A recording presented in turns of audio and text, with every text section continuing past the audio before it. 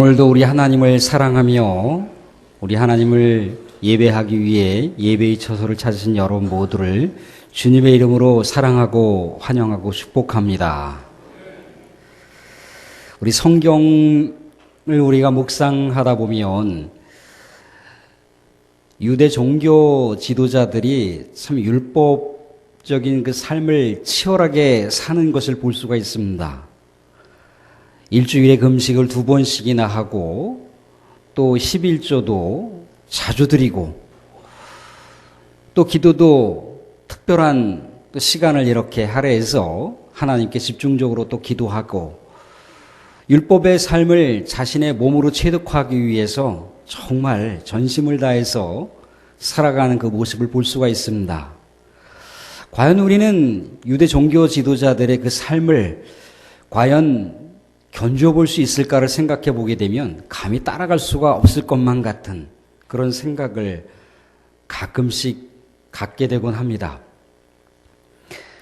근데 그런 우리들의 마음과 다르게 예수님께서는 유대 종교 지도자들의 그 삶을 진단하시기를 회개하라고 촉구하고 있습니다. 회개하여 우리 하나님께 다시금 온전한 삶을 살 것을 권고하고 있습니다. 외식주의적인 삶을 살지 말 것에 대해서 얘기를 하고 있어요.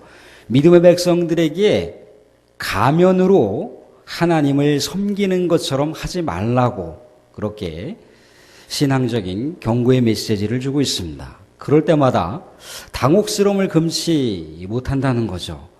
아니 이렇게 철저하게 살아가는 사람을 향해서 이중적인 삶을 살지 말고 우리 하나님 앞에 자복하는 마음으로 정말 충성스럽게 살 것을 권고하는 예수님의 이 메시지를 듣노라면 정말 멘붕에 이렇게 빠진 듯한 그런 마음을 가질 때가 있습니다. 유대 종교 지도자들의 그 삶을 예수님께서 바라보시게 되면은 정말 그 중심에 우리 하나님께 드릴 만한 그런 열매를 맺히고 있지 못하다라고 하는 것을 우리 주님께서 신랄하게 이야기를 하고 있는 겁니다. 고 한경직 목사님께서 돌아가시기 전에 남한선성에 계실 때 후배 목사들이 또 목사님을 또 보고 싶어 하고 또 그립고 또 같이 이렇게 신방차 찾아간 적이 있습니다. 헤어질 때 또 선배 목사님께 한마디 이렇게 말씀을 부탁을 드렸습니다. 한경직 목사님께서 여러 말씀을 하신 게 아니고 한두 마디로 딱 압축해서 후배 목사들에게 권면의 말씀을 주셨으니 그 말씀이 뭐냐면 목사님들 예수 잘 믿으세요. 목사님들 예수 잘 믿으세요. 목사님들이 예수를 몰라서 한경직 목사님께서 그런 말씀을 하셨겠습니까? 입술로만 고백되어지는 것이 예수를 믿는 삶의 전부가 아니라는 거죠. 삶의 열매를 통해서 예수를 믿는다는 것을 진정으로 증명해 갈 수 있어야 된다는 것을 얘기하고 있습니다. 우리는 우리의 100년여 정도의 인생의 여정길을 살다가 우리 하나님의 부르심을 받아서 우리 하나님께 우리가 살았던 여러 삶의 내용들 가운데 수고롭게 맺었던 열매들을 우리 하나님께 이렇게 보여드릴 겁니다. 근데 하나님께서 사랑하는 김집사, 사랑하는 이권사, 사랑하는 박장로, 네가 열매를 맺었는데 이 열매는 껍데기밖에 없어. 쭉정이네. 알맹이가 전혀 없다. 네가 그렇게 충성스럽게 맺었다라고 했던 열매를 보니까 썩은 데가 너무 많아서 이건 열매라고 할 수가 없다. 그렇게 우리 주님께서 평가하신다면 여러분들은 어떻게 받아들이시겠습니까? 큰 낭패가 아닐 수 없는 거죠. 예수님께서는 아직 그렇지만 여전히 우리의 삶 속에 재림하고 계시지 않습니다. 재림하지 않는다라고 하는 것은 무엇을 얘기해 주고 있는 건가요? 우리가 우리 하나님께 올려드릴 하나님께서 인정하실 만한 열매를 다시 한번 점검해 볼 수 있는 기회를 주신 겁니다. 우리 하나님께서 진정한 열매다라고 하는 그 평가를 하실 수 있도록 우리가 다시금 열매를 못 맺었다면 열매를 맺을 수 있는 우리 주님의 특별한 마지막 기회가 우리에게 주어져 있는 거예요. 오늘 말씀을 보시게 되면은 열매 없는 무화과 나무에 대한 비유의 이야기를 우리가 볼 수가 있습니다. 근데 이 무화과 나무에 대한 이야기는요, 마태복음에도 나오고 마가복음에도 나오고 누가복음에도 나옵니다. 마태복음과 마가복음을 보게 되면요, 명확한 것은 뭐냐면 무화과 나무에 열매가 맺혀지지 않았음으로 인해서 예수님께서 저주하시는 장면을 볼 수가 있습니다. 신랄하게 심판을 하시는 그 내용들을 볼 수가 있는 거죠. 누가복음의 이야기의 초점은 달라요. 저주와 심판이라기보다는 다시 한번 격려해주고 다시 한번 마지막 기회를 주고자 하는 우리 주님의 지고지순한 사랑이 이 무화과 나무의 이야기 가운데 담겨 있다는 겁니다. 무화과 나무의 이야기는 이렇게 시작하고 있습니다. 포도원 주인이 포도원에 무화과 나무를 심었는데 아무리 오랫동안 기다려봐도 무화과 나무에 열매가 맺혀지지 않는 거예요. 그래서 마음에 상심이 있었던지 포도원지기를 불러서 무화과 나무를 찍어버리라 얘기했습니다. 포도원지기가 포도원 주인에게 금년에도 지켜봐달라고 간청을 하고 있어요. 금년에 내가 땅을 두릅하고 거름을 줘볼 테니까 금년에 열매를 맺으면 좋겠거니와 그럼에도 불구하고 열매를 맺지 못하면 주인이시여 그때 찍어버리소서라고 하는 장면의 이야기가 오늘 무화과 나무의 비유의 이야기입니다. 무화과 나무 비유에서 포도원 주인은 하나님을 가리키고 무화과 나무는 이스라엘 백성들, 믿음의 백성들을 이야기합니다. 포도원 지기는 예수님을 가리켜요. 오늘 이 본문에서 정말 파격적인 내용을 볼 수가 있습니다. 정말 독특한 내용들을 볼 수가 있는데 그 시작점입니다. 포도원 주인이 포도원에 무화과 나무를 심었다는 거예요. 대개 이 무화과 나무라고 하는 것을 과수원에 심지는 않습니다. 포도원에 심지는 않는다는 거예요. 그저 많은 행인들이 지나가다가 따먹을 수 있도록 나그네나 또 가난한 사람들도 누구나가 손쉽게 따먹을 수 있도록 사거리 길거리나 아니면 또 군데군데 동네에 많은 사람들이 오고 가는 그 길 가운데 무화과 나무가 있다는 거예요. 누구나 먹을 수 있게끔 흔히 이렇게 맺혀지는 그 열매가 무화과 나무 열매라는 거죠. 근데 이 포도원 주인은요, 특별하게 포도원에 무화과 나무를 심었어요. 굳이 그렇게 하지 않아도 되는데, 근데 우리는 이 말씀을 통해서 하나 더 의미심장한 것은 뭐냐면 레위기 19장 19절의 율법의 말씀을 보게 되면 한 밭에 두 종자의 씨앗을 심지 말라고 되어 있습니다. 왜 그러느냐면 한 밭에 두 종자를 심음으로 인해서 그 밭이 거룩성이 훼손될 수 있다는 거예요. 하나님의 특별한 밭인데 그 거룩성이 파괴될 수 있으므로 한 밭에는 한 종자만 심으라는 거죠. 섞어 뿌리지 말라고 되어 있습니다. 엄밀하게 말하자면 율법의 공격을 받을 수 있는 상황 가운데 있는 거예요. 율법에 공격받을 수 있는 상황을 왜 예수님께서 이 비유의 말씀을 주셨을까? 그러면서 제가 이렇게 다른 문헌들과 자료들을 이렇게 잠깐 찾아봤습니다. 근데 거기 뭐냐면 한 밭에 두 종자의 씨앗을 뿌리는 것은 금기되어 있지만 간혹 가다가 한 밭에 두 종류의 나무를 심을 수도는 있다라고 되어 있어요. 근데 여하튼 어쨌든지 간에 거룩성 문제가 제기되면 율법의 공격을 받을 수 있는 약점이 이 본문 가운데 내포되어 있다는 거예요. 무엇을 얘기하는 겁니까? 포도원 주인이 여러 율법에 몸을 걸고서라도 여러 또 율법의 약점에도 불구하고 그 모험과 그 여러 가지 환경들을 뛰어넘어서까지 이 무화과 나무를 포도원에 심었다는 거예요.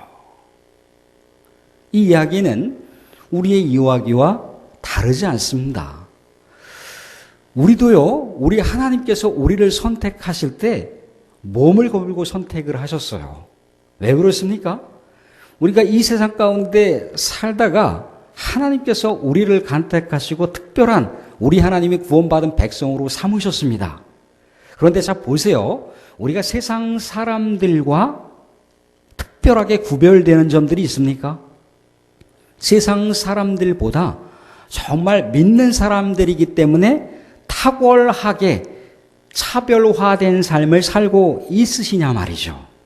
세상 사람들이 평가하실 때, 야, 수색교회 그 박장로님, 김권사님, 이 집사님은 내가 지금껏 살아온 사람들을 다 이렇게 비교해봐도 그렇게 놀라운 질적인 삶을 살고 있는 사람들은 내가 처음 봤어. 야, 하나님의 사람들은 뭔가 달라도 다르구나.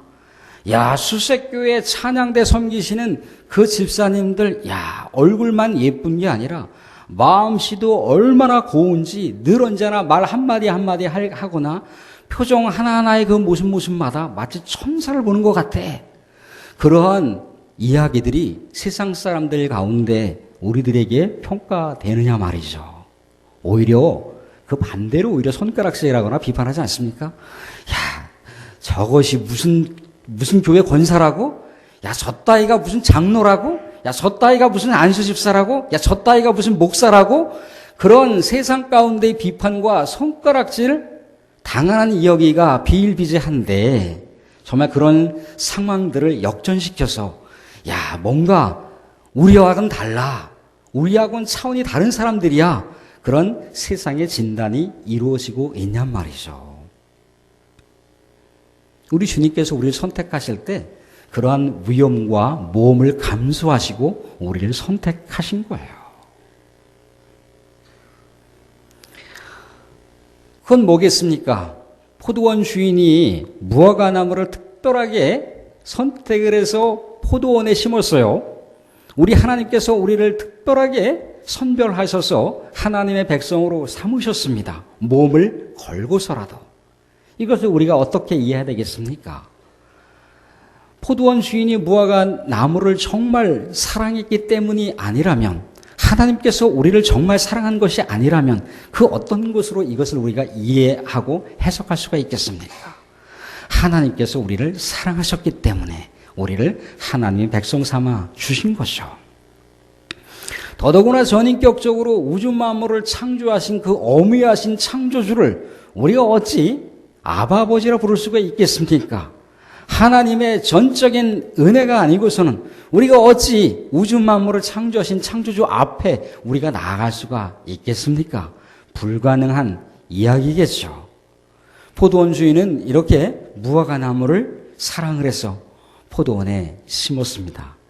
그런데 정말 애석한 것은 뭐냐면 포도원 주인이 그렇게 무화과 나무를 사랑했고 관심이 있어서 이 포도원에 심었는데 아무리 기다려도 열매가 없는 거예요. 성경 본문에는 3년을 기다렸는데 열매가 없다고 되어 있어요.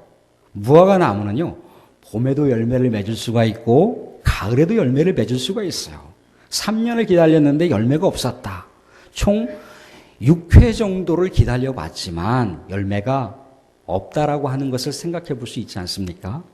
그런데 정말 이 내용 가운데도 또 하나 의미심장한 것은 뭐냐면 레위기 19장 23절부터 25절까지를 보시게 되면은 특정한 곳에 나무를 심었는데 나무가 3년 동안 열매를 맺잖아요. 그것은 열매가 아닙니다. 왜? 하나님으로부터 할례받은 그런 나무가 아니기 때문에 열매로 인정받을 수가 없는 거예요. 제4년째 비로소 열매로서 인정받을 수가 있습니다. 그러니까 나무의 첫 소실, 첫 열매를 하나님께 바친다라고 했을 때는 4년째 열매를 맺는 것을 하나님께 드리게 되어 있습니다. 5년째 비로소 하나님께 드린 열매 후에 열매를 따서 먹을 수가 있는 거죠. 그러니까 포도원 주인은 단선적으로 그냥 수치적으로 3년을 기다린 게 아니고 4년째부터 3년, 말하자면 총 6년이라고 하는 시간을 기다린 거예요. 6년이라고 하는 시간을 기다려봤지만 열매를 맺지 않고 있으니까 포도원 주인의 마음도 얼마나 상심이 컸겠습니까? 자, 사랑하는 성도 여러분, 하나님께서 우리를 정말 사랑하셨고 우리를 정말 스페셜 리스트로 다 부르셨어요. 그런데 우리가 우리 하나님께서 바라보실 때 합당한 열매를 맺지 못하고 있다. 그러면 하나님 마음도 얼마나 상심이 크겠습니까? 그래서 주인의 마음을 살짝 엿볼 수 있는 것은 무엇이냐면 주인이 더 이상 기다려봐야 열매가 없으니까 포도원지기에 찍어버리라고 명하고 있습니다. 하나님께서도요, 우리를 선택하셨지만 우리가 하나님의 뜻에 합치되는 삶의 열매를 맺지 못하면 우리를 그냥 뽑아버리시고 새로운 세상 사람들을 선택을 하셔서 하나님의 백성으로 삼으시면 되는 거예요. 그런데 그렇게 하지 않으셨다는 겁니다. 하나님께서 기다리셨고 또 주님께서 기다리셨고 또 포도원 주인이 기다렸다는 겁니다. 근데 왜 열매를 맺지 못하고 있는 이유가 뭐겠습니까? 그냥 포도원 주인은 무화과 나무를 심어놓고 알아서 열매가 맺혀지겠지 이렇게 방관했겠습니까? 하나님께서 믿음의 백성들을 선별하셨습니다. 알아서 살아 그렇게 하나님께서 하셨던가요? 그렇지 않으셨겠죠. 우리의 필요한 것들을 채워주시고 또 우리와 늘 언제나 함께 교제하시길 원하시고 또 우리가 우리 하나님께 기도할 때 합당한 것들을 또 구별하셔서 기도 제목 가운데 응답해 주시는 정말 섬세한 사랑으로 우리에게 다가오시고 섬세한 열정으로 우리를 품어주셨던 분이 하나님 아버지라는 겁니다. 그런데도 불구하고 열매가 맺혀지지 않았다는 거예요. 포도원 주인이 가시나무에다가 지금 무화과나무를 심었습니까? 아니면 돌밭에다가 무화과나무를 심었습니까? 아니면 그냥 길바닥에다가 새가 쪼아먹을 수 있는 그런 상태 가운데 무화과나무를 심었겠습니까? 정말 기름진 땅, 옥토 가운데 무화과나무를 심었다는 거예요. 많은 시간 동안 관심과 사랑과 수많은 자양분을 아마 쏟아 부었을 겁니다. 그런데도 열매를 맺지 못하는 거죠. 포도원 주인에게 문제가 있는 겁니까? 아니면 무화과나무에게 문제가 있는 것인가요? 정확하게는 안 나와 있습니다. 그렇지만요, 우리는 1절부터 5절까지의 이야기를 통해서 한번 그 상황들을 추적해 볼 수가 있습니다. 왜 열매를 맺지 못했는가? 1절부터 5절까지를 보시게 되면 두 가지 사건의 이야기가 등장을 하고 있습니다. 하나는 뭐냐면 빌라도라고 하는 총독이 갈릴리 사람들을 피해 살육을 한 다음에 그 피를 제단에 섞었다는 겁니다. 그 이야기를 누군가가 예수님께 와서 얘기를 해주고 있는 거예요. 예수님께서 하시는 말씀이 그렇게 죽은 사람들은 더 많은 죄를 졌기 때문에 죽은 것이 아니다라고 얘기를 하고 있습니다. 회개하지 않으면 동일하게 그러한 멸망 가운데 놓여지게 될 것이라고 무서운 준엄한 메시지를 주고 있습니다. 하시는 말씀이 실로암 망대 가운데 망대가 쓰러져서 18명이 죽었는데 그건 역시 마찬가지로 그들의 죄가 많아서 죽은 것이 아니라는 거죠. 누구나 다 역시 하나님 앞에 회개하지 않으면 그렇게 멸망할 수 있다라고 하는 무서운 경고의 메시지를 주고 있습니다. 동일한 메시지이긴 하지만 우리는 누구나 다 역시 마찬가지로 종말의 심판이 우리를 기다리고 있습니다. 중요한 것은 뭐겠습니까? 우리가 하나님 앞에 얼마나 마음의 회개를 하고 얼마나 하나님을 향해서 하나님 중심적으로 살아가느냐가 중요하다라고 하는 메시지예요. 이스라엘 백성들이 우리 하나님께서 끊임없이 돌아오라 돌아오라 돌아오라 외칠 때 마음을 돌이키고 하나님께 돌아갔다면 그들의 삶의 중심을 하나님께 두었다면 아마도 그들의 삶의 상황 속에서는 열매를 맺을 수가 있었다는 거죠. 회개가 없음으로 인해서 하나님께 돌아가지 않음으로 인해서 하나님과 관계를 맺지 못함으로 인해서 하나님께서 인정하실 만한 그런 열매를 맺지 못했다는 것입니다. 이 이야기는 우리의 이야기와도 연결될 수가 있습니다. 우리가 믿음의 백성으로 부르심을 받아서 이렇게 살아가고 있습니다. 그런데 100년도 못 사는 인생 가운데 우리가 살아가다가 하나님께서 우리를 바라보시게 됐을 때 우리에게 열매가 없다면 그것은 무엇이겠습니까? 우리가 하나님과 관계를 정상적으로 온전하게 맺지 못하고 있기 때문에 열매를 맺지 못하다라고 하는 것을 반증해 주는 거예요. 우리의 삶의 상황 속에서 늘 언제나 우리의 삶의 시작이 하나님으로부터 시작되고 우리의 삶의 결론이 하나님으로부터 하나님에게까지 결론이 맺어져야 되는데 항상 우리의 삶의 시작은 우리로부터 시작되지 않았습니까? 항상 우리의 삶의 결론은 우리가 맺고 있지 않습니까? 그렇다면 하나님께서 바라보실 때 합당한 열매를 당연히 맺을 수가 없는 것이죠. 회개하는 백성, 하나님께로 돌아가야 되는 백성, 하나님 중심적으로 삶을 살게 됐을 때 열매가 맺힐 수 있었는데 이스라엘 백성들이 그렇게 열매를 맺지 못했다라고 하는 것을 얘기해주고 있습니다. 그래서 포도원 주인은 포도원 지기이기에 열매를 맺지 못한 그 무화과 나무를 가차없이 찍어버리라고 얘기를 했다는 겁니다. 우리 하나님께서도 열매 맺지 못하는 우리들을 그냥 찍어버릴 수 있다는 겁니다. 그런데 말씀을 통해서 우리가 정말 은혜스러운 건 뭐냐면 포도원 지기가 포도원 주인에게 뭐라고 간청을 하고 있습니까? 금년에도 내버려 두소서. 땅을 두릅하고 거름을 주고 보겠다는 거예요. 그 전에 주인은 안 했던가요? 그렇지 않다는 거죠. 주인이 정말 무화과 나무를 애지중지에 아끼고 사랑하고 온 정성을 쏟을 만큼 그런 깊은 사랑이 담겨 있다는 것을 포도원 지기는 알았어요. 포도원 지기는 무조건 포도원 주인에게 명령만 받들면 되는데 자기의 마음을 포도원 주인에게 고할 수 있는 것은 포도원 주인이 무화과 나무를 진정 사랑한다라고 하는 그 사랑의 마음에 의지해서 그렇게 중보하며 간청할 수가 있었던 겁니다. 주인이시여 심판을 유보해 주십시오. 주인이시여 심판을 조금만 유예해 주십시오. 금년에도 그렇게 유예해 주셨다가 그래도 열매를 맺지 않으면 그 다음에 찍으셔도 좋습니다. 라고 지금 포도원 지기가 얘기를 해주고 있는 거예요. 포도원 주인은 하나님을 얘기한다고 말씀드렸습니다. 포도원 지기는 예수님을 상징한다고 말씀드렸습니다. 예수님께서 금년에도 내버려 두소서라고 하는 이 단어가 정말 감동되는 단어라는 거예요. 왜 그런지 아십니까?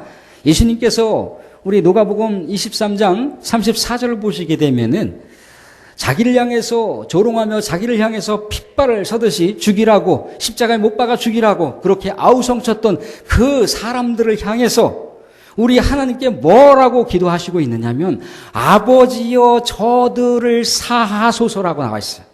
아버지여 저들을 사하소서. 그때 쓰여졌던 단어가 아웨스라고 하는 단어인데 이 아웨스라고 하는 단어가 금년에도 내버려 두소라고 하는 단어와 동일한 단어라는 거예요. 예수님께서 심판을 유보하게끔 했던 이 사건은 단순하게 그냥 금년이라고 하는 한 회를 얘기한 게 아니라 십자가에 못 박혀 당신을 죽이기까지, 당신이 십자가 못 박혀 죽기까지 우리들에게 마지막 기회를 주고자 한 우리 주님의 간절한 사랑, 애끓는 사랑의 심정이 이 말씀 가운데 담겨져 있다는 겁니다. 예수님께서는요, 내일이라도 당장 재림하실 수가 있어요. 그러나 재림하시지 않는 이유가 뭐겠습니까? 서두에서 말씀드렸던 것처럼 우리의 열매가 정말 하나님께서 인정하실 만한 열매인지를 다시 한번 점검할 수 있는 기회의 시간들을 주신 거예요. 열매를 맺지 못하고 있다면 우리 주님께 합당한 열매를 맺을 수 있는 시간을 주신 겁니다. 그래서 우리가 우리 주님으로부터 사랑의 마지막 기회를 얻은 거예요. 그렇다고 해서 우리 주님께서 우리들에게 주신 이 기회가 우리 주님께서 맹렬한 진노의 심판의 눈으로 우리를 바라보시면서 김집사, 이장로, 박권사, 내가 정말 열매를 맺는지 안 맺는지 내가 정말 너의 일거수일투족을 다 째려보면서 내가 관찰할 거야. 주님께서 그러한 매서운 눈으로 우리를 바라보신다고 했을 때 우리가 과연 열매를 제대로나 맺겠습니까? 두려워서 벌벌벌 떨면서 그냥 사는 것조차 힘든 그런 삶의 현상 가운데 우리가 놓여지겠죠. 그런데 그게 아니라는 거예요.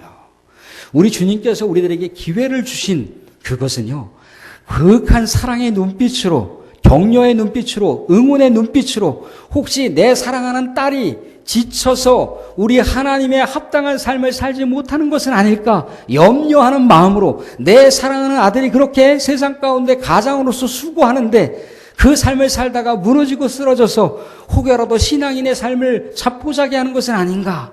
하나님의 그 애끓는 마음이 고스란히 담겨서 격려하는 마음, 위로의 마음으로 우리를 바라보신다. 목사님 그런 이야기가 어디 있습니까? 그 다음 구절 보시면 나와 있어요. 10절부터 무슨 얘기입니까? 18년 동안 귀신 들려서 꼬부라진 여인을 치료해 주시는 예수님의 그 아름다운 사랑 이야기가 등장을 하고 있어요. 우리가 열매를 맺지 못하는 것에 대해서 왜 열매를 맺지 못하냐라고 다그치는 마음으로 이 말씀이 기록되어 있는 게 아니에요. 지금까지 열매를 못 맺었느냐? 지금까지 하나님의 합당한 열매를 맺지 못했느냐? 다시 한번 시작해보자. 다시 한번 나하고 손잡고 가보자. 라고 하는 우리 주님의 격려의 메시지가 이 마지막 기회 가운데 담겨 있는 겁니다. 사랑하는 성도님들, 우리가 우리 하나님께 인정받을 많은 열매, 그 완벽한 열매를 맺은들 얼마나 완벽한 열매를 맺겠습니까? 정말 우리가 위대한 열매, 근사한 열매, 화려한 열매, 큰 열매를 우리 하나님께 보여드린다 한들 하나님께서 그것을 얼마나 인정하겠어요? 우리 주님께서는요, 큰 열매, 화려한 열매, 완벽한 열매를 우리에게 맺으라고 하시는 게 아니에요. 우리 올 2018년도 표어가 뭡니까? 표어가 뭔가요? 주님과 함께, 교회와 함께. 우리 주님께서는요, 주님과 함께 하자는 거예요. 사랑하는 아들아, 사랑하는 딸아, 나와 함께 하면서 열매를 맺어가 보지 않을래? 그렇게 말씀하시고 있는 거예요. 사랑하는 자녀들이요, 세상 가운데 입신양명하고 출세 가도를 달리고 있어요. 어머니가 아들을 보고 싶어요. 어머니가 딸을 보고 싶습니다. 아들아, 어떻게 밥은 굶지 않고 그렇게 어떻게 잘하고 있는지 모르겠다. 아들이, 아버지 바쁘거든요. 나중에 통화하세요. 어머니 바빠요. 나중에 통화하세요. 딱 끊어버려요. 나중에 전화 드릴게요. 그래 끊었는데 뭐 일주일이 돼도 연락이 없고 한 달이 돼도 연락이 없는 거예요. 또 궁금해서 연락을 하죠. 이제 부부가 서로 돌아가면서 연락을 합니다. 어떻게 됐는지 좀 궁금하니까 연락 좀 해봐. 딸한테 연락해봐. 아들한테 연락해봐. 딸한테 연락을 했어요. 엄마 바빠요. 나중에 통화할게요. 일주일이 돼도 연락이 안 와. 2주일이 돼도 연락이 안 와. 세상 사람들에게는 자랑할 만한 아들, 딸인데 내 마음속에는 왜 이렇게 마음에 허무함이 되는지. 야, 자식 새끼 10 키워도 아무 소용없구나. 그런 마음이 왜 이렇게 내 마음에 허무한 마음으로 드는지. 그것은 뭘 얘기하는 겁니까? 우리 부모님은 사랑하는 자녀들과 관계를 맺고 싶은 거예요. 자녀들과 교제하고 싶은 거예요. 하나님 아버지의 마음도 마찬가지인 겁니다. 우리 믿음의 백성들에게 많은 것을 요구하지 않아요. 우리가 하나님을 영광스럽게 하는 열매를 얼마나 많이 맺는들 하나님께서 그것을 그렇게 기뻐하시겠습니까? 그죠? 주님과 함께하는 삶을 통해서 소박한 열매지만, 작은 열매지만, 아, 이거 정말 우리 주님께서 기뻐하시겠다. 아, 이거 주님께서 행복해 하시겠다. 라고 하는 그런 열매를 우리 하나님께서는 맺히길 원하신다는 겁니다. 사랑하는 성도 여러분, 2017년 동안, 아니 2018년 1월을 보내시면서 얼마나 근사한 열매 맺으셨습니까? 얼마나 화려한 열매 맺으셨습니까? 하나님께 합당한 열매, 완벽한 열매 맺었다고 자신감 있게 자부하실 수 있습니까? 혹시라도 그렇지 못하셨다면 우리가 다시금 삶을 추스리시고 2018년 이제 다시금 2월 첫 주가 시작되었는데 주님과 함께 또 교회와 함께 하면서 2018년도 우리 하나님께서 기뻐하시고 또 교회가 기뻐하는 그런 삶의 영역 속에서 아름다운 열매, 소중한 열매, 작은 것이라도 우리 하나님께 합당한 열매를 맺어 우리 하나님께 영광 돌리기에 부족함이 없는 한 해를 살아가실 수 있기를 주님의 이름으로 축원드립니다. 네, 기도하겠습니다. 우리 주님, 천년이 두 번 지나도록 우리를 사랑해 주셨고 여전히 우리를 기다리시며 하나님과 합치되는 삶을 살기를 간절히 원하신다는 것 알고 있습니다. 하나님, 주님과 함께 교회와 함께 우리의 마지막 기회에 남겨져 있는 이 시대 가운데 하나님께 소망하시는 인생의 여정길 살게 하여 주시옵소서. 예수님의 이름으로 기도합니다. 아멘.